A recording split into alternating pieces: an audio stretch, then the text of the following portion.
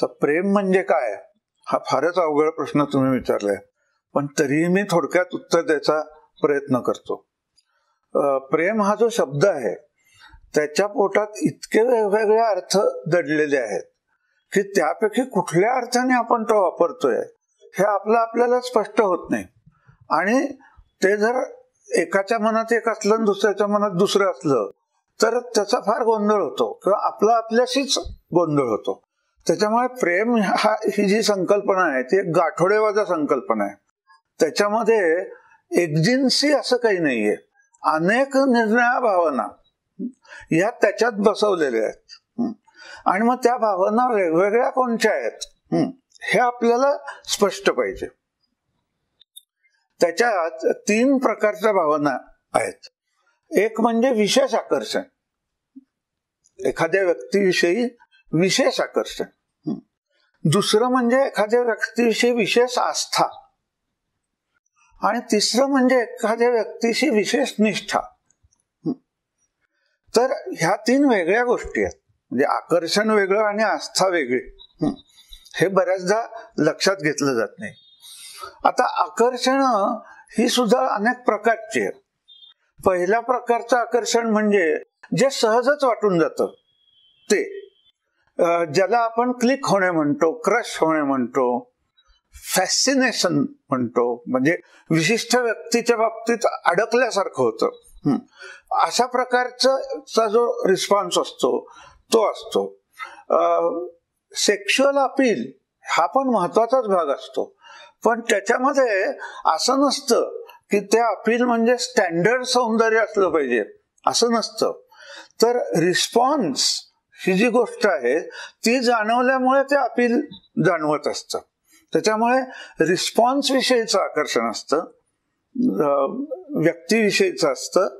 त्याच्यानंतर कौतुक वाटणं, एखाद्या व्यक्तीचं आपल्याला अत्यंत कौतुक वाटतं, याला टू ॲडोअर असा शब्द आहे. टू लव्ह असा नाहीये, टू ॲडोअर असा शब्द आहे.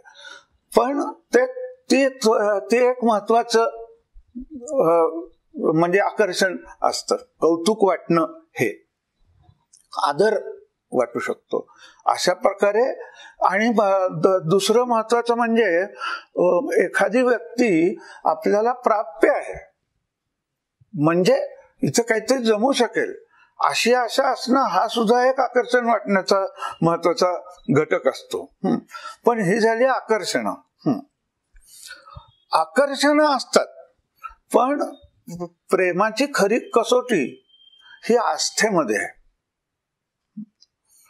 आस्था असणं म्हणजे एखाद्या दुःखी झाला की त्यामुळे आपल्याला वाटणं, आपल्याला त्यावर काहीतरी उपाय करावा असं वाटणं, काहीतरी करूया असं वाटणं, ह्याला करुणा म्हणतात.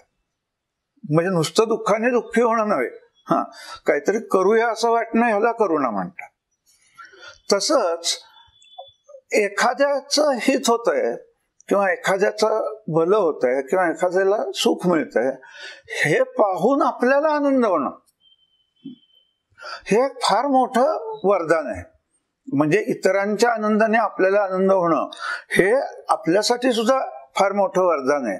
आणि याला भगवान बुद्धांनी मुदिता असा शब्द वापरलेला आहे. तर मुदिता हा घटक आस्थेमध्ये महत्वाचा आहे.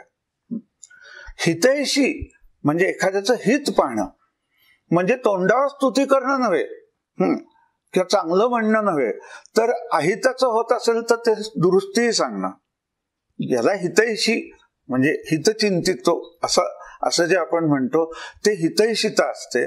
त्याच्यानंतर एक प्रकारची अर्पितता असते, म्हणजे त्या व्यक्तीसाठी आपण अनेक गोष्टी सोडायला तयार होतो, ही अर्पितता असते.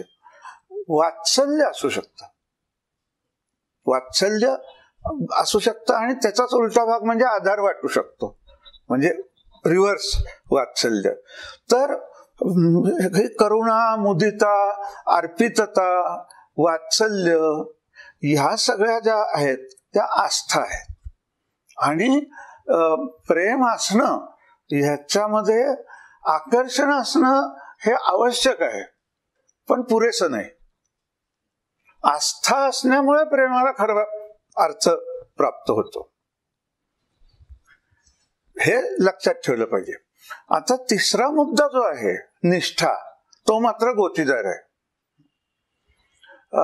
निष्ठा ही आपोआप राहणं वेगळं आणि निष्ठा ठेवावी लागणं वेगळं. आणि विशेषतः समोरच्या व्यक्तीमध्ये आपल्याविषयी जर स्वामित्व वृत्ती असेल, पॉझिटिव्हिटी असेल, तर आपल्यावरती निष्ठा दाखवण्याचा किंवा निष्ठा सिद्ध करण्याचा प्रसंग येतो. आणि ज्यावेळेला आपण काही मुद्दाम सिद्ध करायला जातो तेव्हा आपण राहत नाही आणि मग त्याच्यामध्ये ताण निर्माण होतो, किंबहुना ती निष्ठा सिद्ध करत राहणं हा एक त्रास निर्माण होतो. आणि प्रेमाला सगळ्यात घातक अशी जी भावना त्याच्यातच दडलेली आहे ती म्हणजे पॉझिटिव्हिटी, स्वामित्व वृत्ती. ह्या स्वामित्व वृत्तीने बरेचसे प्रॉब्लेम होत असतात. आणि स्वामित्वाची आकांक्षा न धरणं हे फार चांगलं आहे, ते जमतच असं नाही, पण ते असू शकतं. तसंच एखाद्या व्यक्तीबरोबर मिळवता येईल, एखादी व्यक्ती आपल्याला शोभून दिसेल किंवा एखाद्या व्यक्तीला आपण जिंकलं, ह्यात आपला काहीतरी पराक्रम आहे, या सुद्धा भावना स्वामित्व वृत्तीकडेच नेणाऱ्या आहेत आणि त्यामुळे ह्याही डेंजरस आहेत. आता बघा, मी प्रेम या शब्दातनं किती गोष्टी काढल्या. इतक्या सगळ्या व्हेक्टर्स आपल्याकडून दुसऱ्याकडे आणि दुसऱ्याकडून आपल्याकडे लागू शकतात, पण त्यातल्या नेमक्या कोणत्या चालू आहेत ह्याच्यात फरक असू शकतो. म्हणजे एका बाजूने आकर्षण आहे आणि दुसऱ्या बाजूने आस्था आहे, एका बाजूने निष्ठेची अपेक्षा आहे आणि दुसऱ्या बाजूने स्वामित्व वृत्ती नकोय. त्यामुळे हे जे सगळे कॉम्पोनंट आहेत त्यातला कुठला ऑपरेट होतोय हे बघायला पाहिजे, किंवा कुठल्याचं कॉम्बिनेशन आहे हे बघायला पाहिजे. हे समान असतील असं नाही, समान तीव्रतेचे असतील असं नाही, आणि सगळ्यात महत्वाचं म्हणजे आपण अखंड बदलते असतो आणि समोरची व्यक्ती अखंड बदलती असते. त्यामुळे हे सगळे घटक स्थिर असतील असं नाही. आणि त्यामुळे आपण ज्यावेळेला प्रेमात पडतो किंवा प्रेमात आहोत असं म्हणतो त्यावेळेला आपण किती निसरड्या भूगोलात पाय ठेवतोय ह्याची मी कल्पना दिली. अर्थात हे मी तुम्हाला घाबरवण्यासाठी म्हणत नाहीये, तर सावध करण्यासाठी म्हणतोय. आणि जास्त मोकळेपणा यावा, स्पष्टता यावी. आणि सगळ्यात महत्वाचं आहे ते कम्युनिकेशन.